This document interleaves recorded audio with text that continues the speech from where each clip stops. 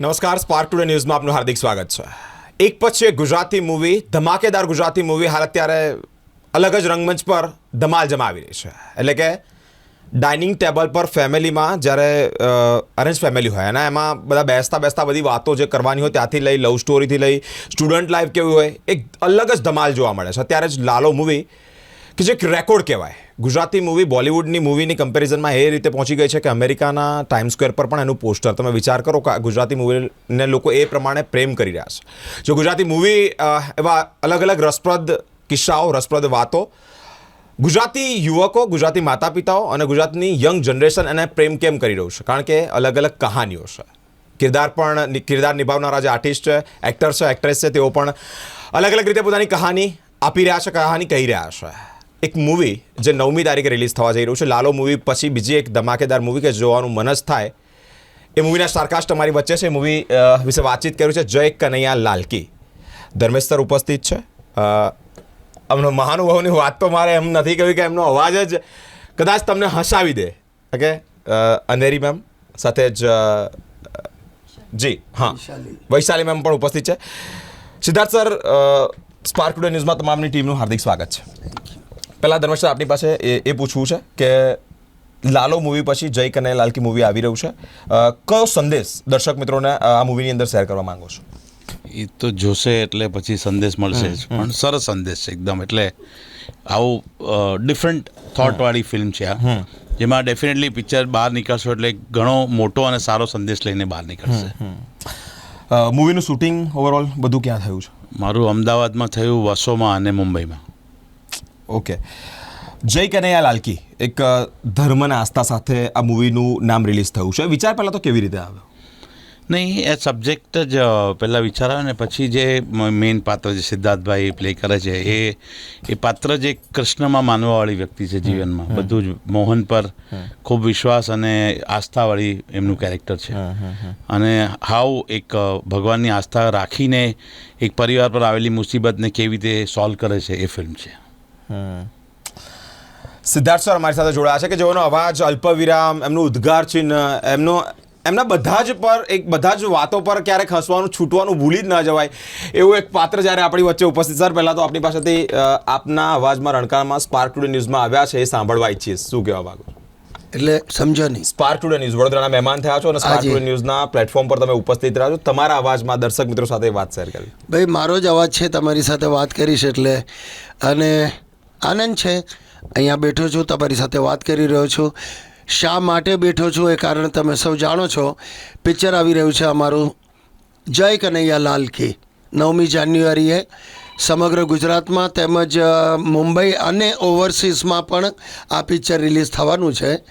તો ક્યાં ક્યાં થાય છે આપણું એક સાથે? Canada, UK, Canada, USA, New Zealand, Australia. વાહ વાહ વાહ, સાંભળ્યું ને? અને બસ બાકીના દેશો લાઈનમાં ઊભા છે.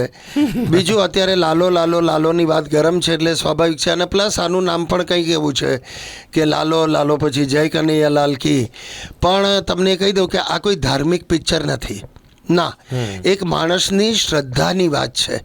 એને, અને આ પાત્રનું નામ કનૈયાલાલ છે મૂળ તો, અને એક શ્રદ્ધાની વાત છે. ઈશ્વરમાં શ્રદ્ધા છે એને, પણ બાકી જે વાત છે આપણા કોઈના પણ સામાન્ય જીવનમાં બની શકે એવી આ ઘટનાની એક વાત છે આ. અને એક પિતાની વાત છે, એક પરિવારના મોભીની આ વાત છે કે એણે પરિવારને કઈ રીતે સાચવવાનો છે, અને એક મિડલ ક્લાસના જીવનની આ વાત છે. સિદ્ધાર્થ સર, 60 પછી, આફ્ટર 60, 60 વર્ષની ઉંમર જે છે રિટાયરમેન્ટની ઉંમર છે, બરાબર? માણસ કોઈ નોકરીથી રિટાયર લઈ જાય છે અને પછી ઘર, પરંતુ 60 પછી પણ તમે ફિટ અને ઘરની જવાબદારી પણ એટલી જ. બરાબર. કયા પ્રકારનો સંદેશો આપવા માંગો છો તે અંદર? સંદેશામાં તો ફિટ તો હવે એક્સરે બતાડું તો ખબર પડે બધાને. એનીવે ચાલે છે. તમે તમારું ગમતું કામ કરતા હો ને દોસ્તો, તો તમને મજા આવે અને થાક ઓછો લાગે, બહુ સ્વાભાવિક વાત છે ગમતું કામ કરવાનું. ક્રિકેટ રમતા હોય માણસ તો, અરે 12 કલાક ઊભા રહેવું મેદાનમાં કંઈ સહેલું છે? 8 કલાક તડકામાં નથી ને, પણ એને ગમતી વસ્તુ એ કરી રહ્યો છે તો એ પાર પાડી શકે છે. અમે શૂટિંગ કરીએ છીએ 12-13 કલાકની શિફ્ટ હોય છે, પણ અમારું ગમતું કામ છે. નાટકના પ્રયોગ કરીએ તો 3.5 કલાક સતત બોલવાનું, પણ એ ગમતું કામ છે. તો એ તમને એ ગમતું કામ તમને માનસિક અને શારીરિક રીતે પણ વધારે સ્વસ્થ રાખે છે. તો કદાચ એ જ એનું રહસ્ય છે. સર, દીકરીના મેરેજ પહેલાં એક બેંકનું ફ્રોડ થાય છે અને ફ્રોડની અંદર તમામ વસ્તુ એવું કહેવાય કે જે આપણે સંગ્રહ કરેલી હોય બધી જ એમાં જતી રહે છે. ઓકે, અલગ અલગ રીતે રાજ્યમાં અને અલગ અલગ શહેરોમાં ફ્રોડના કિસ્સાઓ બહુ થઈ રહ્યા છે. કયા પ્રકારની લોકોને સચેત રહેવાની તેની અપીલ કરી? સચેત તો શું રહી શકે, આપણા થકી તો થતું. આપણે સચેત છીએ એટલે જ તો બેંક પાસે જઈએ છીએ. સચેત ન હોય એ માણસ તો એમ કહે ને કે આ પહેલાંના જમાનામાં હતું ને, ઘરમાં કશેક દાટી રાખશું આપણે, અથવા પટારા રહેતા હતા ઘરમાં, એમાં આપણે પૈસા મૂકી રાખતા હતા, વ્યાજની ચિંતા નહોતા કરતા. અરે ભાઈ, નજર સામે છે ને તો સેફ છે. પણ હવે જેમ જાગૃતતા આવતી ગઈ, સચેત જેને કહેવાય, તો બેંક ઇન્સ્ટિટ્યુશન કંઈ નવી નથી. પણ ઉપરા છાપરી જ્યારે ફ્રોડ થવા લાગે આપણા ભારત દેશમાં, અને વગર વાંકે જે બિચારા ડિપોઝિટર્સ છે ને, કંઈ લેવા દેવા નથી, જે મધ્યમ વર્ગના સામાન્ય માણસો છે, મહેનત કરીને પૈસા બચાવીને જે બેંકમાં મૂકે છે, અને કોઈ એક એવી વ્યક્તિ બેંકની સાથેની સાંઠગાંઠને લીધે એ બેંકનું કરોડોનું કરી જાય, અને એ જ્યારે એની અસર આ બધા કુટુંબો પર પડે. અને અમે આવા જોયા છે કિસ્સા. અમારા મુંબઈ શહેરમાં ત્યાં બ્રાન્ચની બહાર જ્યારે લાઈનો લાગી હતી પૈસા લેવા માટે, 1000 ને 1200 રૂપિયા, ત્યાં રડતા માણસોને પણ મેં જોયા છે એવા. તો આમાં બિચારા સામાન્ય ખાતાધારકોનો શું વાંક છે? તો આવા કંઈક વિષય વસ્તુને, નવા વિષય વસ્તુને જે આપણને બધાને ટચ કરે છે, જે આપણા જીવન સાથે સંકળાયેલો છે, એવા વિષય વસ્તુ સાથેની આ ફિલ્મ છે. અને ચોરી થઈ ન થઈ, કોણે કરી, એ બધી તો એની આડ વાતો છે. પરંતુ એક સામાન્ય માણસ, એક મિડલ ક્લાસ મેન પોતાના ફેમિલી માટે શું શું કરી શકે છે, અને મિડલ ક્લાસ માણસે કેટલી જદ્દોજહેદથી જિંદગી જીવવી પડે છે, એવું કશુંક આ ફિલ્મમાં દર્શાવવામાં આવ્યું છે. ઓકે, વૈશાલી મેમ અમારી સાથે જોડાયા છે, તેઓની સાથે વાતચીત કરું છે. મેમ, એક ગામમાં ગેંગ તો હોય નહીં અને 1-2 જણા દ્વારા જ કરવામાં આવશે, ત્યાં એકદમ આશ્ચર્યચકિતથી સ્ટોપ થઈ રહ્યો છે. એ કયા ઇન્ટેન્સથી વાત કરવા માંગો છો? જેમ સિદ્ધાર્થભાઈ હમણાં કહ્યું કે એક મધ્યમ વર્ગ અને સાધારણ માણસની આ વાત છે, સાધારણ પરિવારની વાત છે. તો હવે સાધારણ પરિવારમાં જે ગૃહિણી હોય છે એ પણ બહુ જ ભોળી સીધી સાદી જ હોય છે. તો એને જે લાગતું વળગતું હોય, એને જેટલું સમજાય એટલું એ બોલે, બસ. તો એ તમારો જે પ્રશ્ન છે એનો જવાબ હું એટલો જ આપીશ કે કદાચ એને એવું લાગ્યું હશે કે ભાઈ 1-2 જણા જ હોઈ શકે કે વોટેવર. તો જેની એટલે જે સિમ્પલ હોય એની બુદ્ધિ કે એને જે વિચાર આવે એ પણ બહુ સિમ્પ્લિસિટીમાં જ એ લોકો વાત કરતા હોય છે. તો બસ એવું જ મારું પાત્ર છે આ ફિલ્મમાં, કે ગૃહિણી છે, સીધી સાદી, ભોળી. અચ્છા મેમ, બધા ગુજરાતી મૂવી અત્યારે એક પછી એક ધમાલ મચાવી રહ્યા છો. કે જય કનૈયાલાલ કી જે આ મૂવી આવી રહ્યું છે 9મી તારીખે, કયા પ્રકારની અલગ સંદેશો લોકોને આપવા માંગો? સંદેશો કરતાં જેમ હું કહી શકું કે ફ્લેવર ઓફ ધ ફિલ્મ. ઘણી વખત શું છે કે જોનર, ફ્લેવર, આ પણ એક લોકોને એક એમાં પણ એક નવીનતા હોય છે.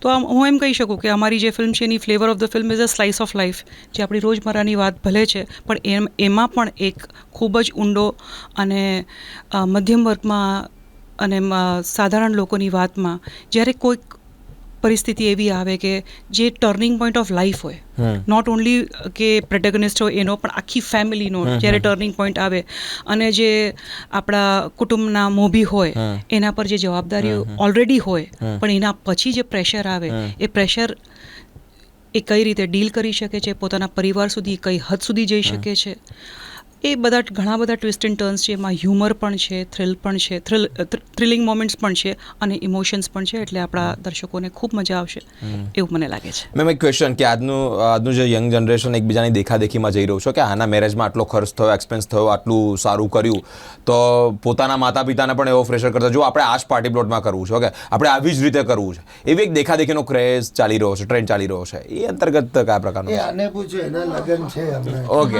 હા. અનેરી મેમ અમારી સાથે લગ્ન નથી મારા હમણાં. અહીંયાથી જ તકલીફ છે. એના પપ્પાએ જ મને કહ્યું કે હવે અમારું લગભગ ફાઇનલ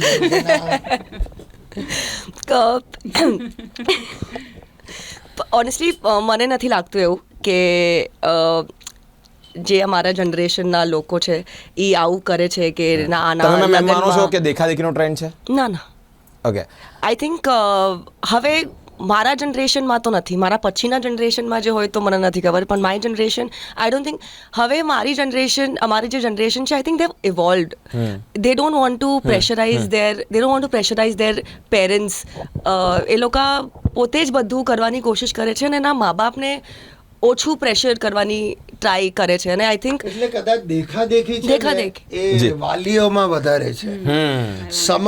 સમાજનું જે પ્રેશર, પિયર પ્રેશર, તો એ અરે અમે સમાજમાં છીએ, અમારો મોભો આ છે. છોકરા છોકરીઓને શું જોઈએ છે મહત્વનું જ નથી. મારા જ એક નાટકનો એવો સંવાદ હતો કે ભાઈ લગ્ન છે ને એ કોઈ એક છોકરો અને છોકરીની સાથે જોડાવાની વાત નથી, એ બે કુટુંબની વાત છે. હું કયા કુટુંબને પસંદ કરું છું અને કયું કુટુંબ મને પસંદ કરે છે, તો એ વધારે મહત્વનું છે.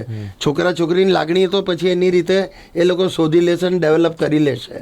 સો આ જે દેખાદેખીની વાત છે ને એ મારા હિસાબે આ જનરેશનને તો કોઈ લેવા દેવા જ નથી, પણ જે આગળની જનરેશન છે કે આજના મા બાપ છે કે જેને આપણે આજે હાઈ સોસાયટી કહીએ છીએ, તો એ હાઈ લેવલ ટકી રહે માટેના જે આપણા પ્રયત્નો ને ફાંફા છે એનાથી આ ઊભું થાય છે. ઓકે મેમ, ભાવિ ફ્યુચર હસબન્ડ વિશે વાત કરી છે કે મારા પપ્પા જેવો બહુ જ મહેનતુ જોઈએ. ઓકે, એ યુવાનોને કયા પ્રકારનો સંદેશો આપો છો કે એવી છોકરીઓ કે કહી રહ્યા છે કે મને તો આવો જ મારો ફ્યુચર હસબન્ડ જોઈશે, એ રિલેટેડ શું કહેવા માંગે? બસ હું બધાને બસ એ જ કહેવા માંગુ છું કે do vote ever makes you feel happy. પછી એ છોકરો પપ્પા જેવો હોય ન હોય કે કેવો પણ નહીં, પણ તમને ગમવો જોઈએ. તો અગર તમને ગમે છે તો આઈ એમ શ્યોર કે that's when you will lead a very nice life. ખબર પડી 5 વર્ષ પછી ન ગમ્યો તો પછી તો એનાથી સારું એ છે કે પહેલાંથી જ if you like that person from the start with all your heart, પછી ભલે એ કેવો પણ હોય, અગર તમને ગમે છે તો the deal is done. Okay ma'am, Siddharth sir સાથે મૂવીમાં કામ કરવાનો એક્સપિરિયન્સ કેવો રહ્યો? બહુ જ અમેઝિંગ. આઈ થિંક એક જ્યારે તમારી પહેલી ફિલ્મ હોય અને એમાં અગર તમે સિદ્ધાર્થ સર સાથે કામ કરતા હોય અને if you are playing Siddharth sir's daughter, I think it's a very overwhelming feeling. અને જ્યારે પણ હું આના વિશે વાત કરું તો I always get goosebumps because it is a dream launch for anybody. So I am just very fortunate and I am just very happy that Dharmesh sir saw that in me. એમણે જોયું અને એમણે સ્ટાર્ટથી જ એમણે મને કીધું હતું કે આઈ રિયલી ફીલ કે we should be collaborating with this entire movie together and I'm so glad that sir gave me that call અને એમણે મને નરેશન આપ્યું અને અમે I'm very happy that I'm sharing the screen space with Siddharth sir and Vaishali ma'am. Ma'am, setup પર કયો એવો scene? Sir તો જેમ બોલે છે એમ તમે કીધું કે હવે મેં મારું હસવાનું રોકી જ નહીં શકતી. એમનું અલ્પ વિરામ હોય, એમનું પૂર્ણ વિરામ હોય, એ બધું જ હસવા જેવું જ હોય એમ. તમને ક્યારેક એવું લાગ્યું, ફીલ થયું કે આ થોડુંક ડિફિકલ્ટ રહેશે સર સાથે મારે આ રોલ કરવો, એવું કંઈક ફીલ થયું? સર સાથે કામ કરવું on set every day was a learning experience. એ કંઈ એવી વસ્તુ કરી લે સીનમાં કે જે તમે કોઈ દિવસ વિચારી પણ ન હોય કે અચ્છા આ એક લાઈન તમે આવી રીતના પણ કન્સીવ કરી શકો છો. So I just learn so many things from him. અને લાઈક આઈ મેન્શન પહેલાં પણ કે my scenes with him, he has written those scenes with me and I'm going to say this all the time because it's a very proud moment for me that Siddharth sir has specially taken so much of an effort અને એમણે આખા 2-3 પેજના scenes લખ્યા છે મારા ને એમના. So I am તો very પિક્ચરની હિરોઈનનો પણ સાંભળશે. પર એમના માટે નહીં લખતા. I want to be special. Vaishali ma'am, what would you like to say about this movie to audience? એ જ કે અમારી ફિલ્મ રિલીઝ થઈ રહી છે 9મી જાન્યુઆરીએ, તો જરૂરથી થિયેટરમાં જજો જોવા માટે અને તમારા પરિવાર સાથે જજો. અને તમારા ઘરમાં જો યુવા પેઢી હોય તો ડેફિનેટલી એ લોકોને લઈને જરૂરથી ચોક્કસ જજો. We need that and please support the film. Thank you so much. Okay, Siddharth સરને લાસ્ટ ક્વેશ્ચન. સર, જય કનૈયાલાલ કોઈ ભગવાનના નામથી નથી બન્યું. કનૈયા જે પોતે પાત્ર છે એનું જ નામ છે. ઓકે, આટલો મોટો ફ્રોડ થયો, આટલો બેંક સ્કેમ થયો, ઓકે, ત્યાર પછી પણ ભગવાનમાં શ્રદ્ધા અતૂટ રાખવી, ઓકે, અને એ બધું જ ભગવાનનો માણસ છે, બધું કરી લેશે. શું કહેવા માંગો છો? ફ્રોડ થાય, આફત આવે ને ત્યારે જ શ્રદ્ધામાં ઉછાળ આવે. રોજની શ્રદ્ધા તો બરાબર છે, રોટી નહોતા અને એટલે નીકળે સ્કૂટરને કિક મારી, કારણ કે રોજિંદુ છે. માણસ અટકે છે ક્યારે, ઊભો ક્યારે રહી જાય, જ્યારે એને ટેન્શન છે એ દિવસનું, કે આજે ઓફિસમાં કંઈક પ્રોબ્લેમ છે તો એ બે મિનિટ વધારે ઊભો રહે છે. એનાથી વધારે મોટું ટેન્શન હોય છે ત્યારે 3.5 મિનિટ ઊભો રહેવા લાગે છે. પછી ઘરના ભગવાન નથી તો મને એમ થાય છે ચાલ મંદિરે જઈ આવ. એટલે જ્યારે પણ તકલીફની માત્રા વધે છે એમ શ્રદ્ધામાં ઉછાળ આવતો જાય છે માણસની. શ્રદ્ધા હોય જ છે પહેલેથી, પણ એને વધારે કે ભગવાન તું સાંભળે છે ને. જો મેં ઘરે પણ કહ્યું, હવે મંદિરમાં પણ આવ્યો છું, હવે અહીંયા પણ આવ્યો છું. Why? Because he is so scared from within. એટલો ડરેલો હોય છે માણસ. આ બધાને નથી લાગતું, આવું લાગતું વળગતું જ હોય છે ને. પછી એ તબિયત વિશે હોય, પૈસા વિશે હોય, કોઈ બીજી ચિંતા હોય, ત્યારે માણસ કોનો સહારો લે? મિત્રો સાથે થોડી વાત કરે, પણ થાય કે આમાંથી કોઈ નિરાકરણ નથી, તો છેવટે ભગવાન સાથે વાત કરે. તો આ કનૈયાલાલ છે ને સાહેબ, પહેલેથી જ ભગવાન સાથે વાત કરતો જ હોય છે કે હું ને મારો મોહન તે મને આટલા વર્ષો સાચવ્યા છે, હવે મારા જીવનમાં તકલીફ આવી છે, હવે આપણા બંનેનું કામ શું છે? તો કે ભગવાનનું કામ છે માણસનું સર્જન કરવાનું. માણસ પોતાના પરિવારનું સર્જન કરે છે, એટલે સ્વાભાવિક છે ઓટોમેટિકલી એ પરિવારની જવાબદારી એના માથે જ આવી જાય. પણ હવે તે મારું સર્જન કર્યું છે તો સ્વાભાવિક છે ઓટોમેટિકલી મારા રક્ષણની જવાબદારી પણ તારા માથે જ છે. સો આટલી સહેલાઈથી તારે મારો હાથ ઝાલીને મને જ્યાં પણ તકલીફ છે એમાંથી પાર પહોંચાડવાનો છે. આવી વાત છે. આખા કુટુંબની જવાબદારી હોય, કે ભાર હોય, બધું ચલાવવાનું હોય, છોકરાઓને પરણાવવાના હોય, ભણાવવાનું હોય, કે બાપની જવાબદારી બહુ મજબૂતની છે, જે તમે જે પ્રમાણે વાત કરી તે પ્રમાણે, કે બહુ ખડે પગે ઊભું રહેવું પડે છે. કે છોકરાઓ પોતાના બાપની ફિલિંગ સમજી શકે, બાપને સપોર્ટ કરી શકે. કારણ કે તમારું પેલું જે મૂવી છે ને, ચાલ જીવી લઈએ, એમાં પપ્પાનો રોલ છે ને, રડવું આવી જાય. કોઈ પણ જોવે ને, એમ ગમે એટલો મજબૂત માણસ હોય ને એવું કહે કે બાપની રિસ્પેક્ટ કરવી જ પડે. સર, પપ્પાના રોલે તમે આટલા ઘણા બધા કામ કર્યા છે, અને બીજું એક આ મૂવી જય કનૈયાલાલ કે આવી રહ્યું છે. છોકરાઓને બાપની રિસ્પેક્ટ રાખવી છે, બાપનું જતન કરવું છે, એનું નામ બગાડવા નથી દેવું. છોકરાઓને કયા પ્રકારનો સંદેશો આપો છો? સંદેશો તો બીજો શું, લગભગ આપણે સુખી છીએ, આપણે ગુજરાતમાં છીએ, કારણ કે આપણે ત્યાં હજી જે કૌટુંબિક વેલ્યુઝ છે ને એ સચવાઈ રહી છે, બહુ મોટા ભાગે સચવાઈ રહી છે. બહાર એવું નથી, ઘટતું જઈ રહ્યું છે. મેગા સિટીઝમાં વધારે ને વધારે ઓછું થતું જઈ રહ્યું છે, પાશ્ચાત્ય અસરને લીધે કે જે કંઈ પણ હોય તે. પણ હજી આપણે ગુજરાતી ફેમિલીમાં આપણે ત્યાં હજી આ મહદઅંશે ટકી રહ્યું છે. સમજવાની વાત એટલી જ હોય છે કે સાહેબ, જ્યારે સમય છે ને ત્યારે કહી દો થેન્ક યુ, સોરી. મોડું થઈ જાય પછી નથી એ થેન્ક યુનો અર્થ રહેતો, કે નથી એ સોરીનો પણ અર્થ રહેતો. અને એટલા બે નાના શબ્દો છે ને, એમાં કોઈ એટલું બધું મોટું કશું વધારે બોલવાની જ જરૂર નથી. એ ખાલી સંકોચ છે જે એ શબ્દને ભારેખમ બનાવે છે. પણ એ સંકોચ કાઢી નાખો અને નિખાલસ ભાવે થેન્ક યુ જરૂરી છે ત્યાં થેન્ક યુ, સોરી જરૂરી છે ત્યાં સોરી જો બોલી દો તો ઘણી બધી સમસ્યાઓ આપમેળે દૂર થઈ જાય. Thank you so much. બહુ નાના શબ્દો અને છે. હવે લગભગ હું આ ફિલ્ડમાં આવી જવાનો છું. આવા બધા સવારના મારા બધા આવા સુભાષિતો ને એવું બધું સર જરૂરી છે, કારણ કે જે પ્રમાણે તમે ધર્મેશ સર, ગુજરાતી મૂવીનો ટ્રેન્ડ તો વધી રહ્યો છે, એવી રસપ્રદ સ્ટોરીઓ પણ છે. કે તમે વાત કરી કે અલગ અલગ જગ્યા પર શૂટિંગ થયું છે.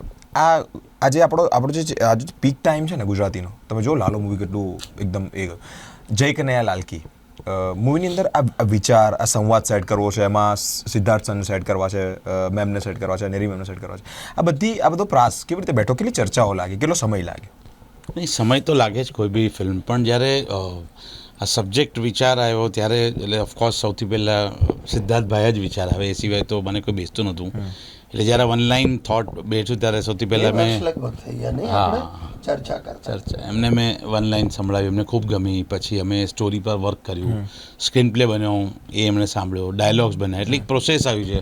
પછી એમની સાથે વાઇફમાં કોણ આવે, તો વૈશાલીને અમે બહુ જૂના મિત્રો છે, સાથે કામ બી કર્યું છે. તો મેં કીધું વૈશાલીની ફર્સ્ટ ફિલ્મ છે, તો એકદમ મેં કીધું સરસ પેરિંગ અને એમનું એક પરફોર્મન્સ એમ કરતાં કરતાં વૈશાલી આવી. પછી મને છોકરાઓમાં ઓલવેઝ આવેલું કે કંઈક નવા ફેસીસ આવે, બિકોઝ એકના એક ગુજરાતીમાં સો અનેરીનો મને રેફરન્સ અલ્પના બુચ જે અનુપમામાં છે એને મને આપ્યો કે અનેરી is a fine actress.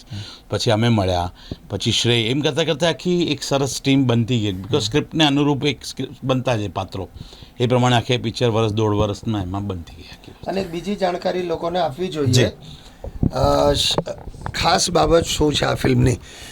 Gujarati ફિલ્મો તો વર્ષની લગભગ 100-125 ઉપરાંત બને છે, અને બધા નિર્માતાઓ અહીંયાના જ હોય આપણા ગુજરાતના, પરંતુ સાહેબ આ પહેલી ફિલ્મ છે જેનું નિર્માણ કર્યું છે SVF film. SVF that is Shri Venkatesh film, Shri Venkatesh film, અને હોઈચોય નામની એક કંપની છે જે કલકત્તા બેઝ છે. એ લોકોનું આ પહેલું વેન્ચર છે સાહેબ. કલકત્તામાં બહુ જ મોટું નામ છે હોઈચોયનું, અને SVF એ તો ઘણી બધી ફિલ્મો બનાવી છે. 173 બોલો સાહેબ, 173 ફિલ્મો જે કંપનીએ બનાવી છે, એની આ પહેલી ગુજરાતી ફિલ્મ છે. અને એ લોકોએ, એટલે પૂરા અનુભવી જાણકાર માણસો છે અને બંગાળના છે, એટલે એવું પણ નથી, કલા સાથે બંગાળનો નાતો છે, આપણે સમજી શકીએ છીએ કેવો છે. તો એમણે ધર્મેશભાઈ સાથે વાતચીત કરી, મસલત કરી, એને સિલેક્ટ કર્યા. તો એમનું કામ એમને એટલું લાગ્યું કે આ પ્રભાવશાળી કામ છે.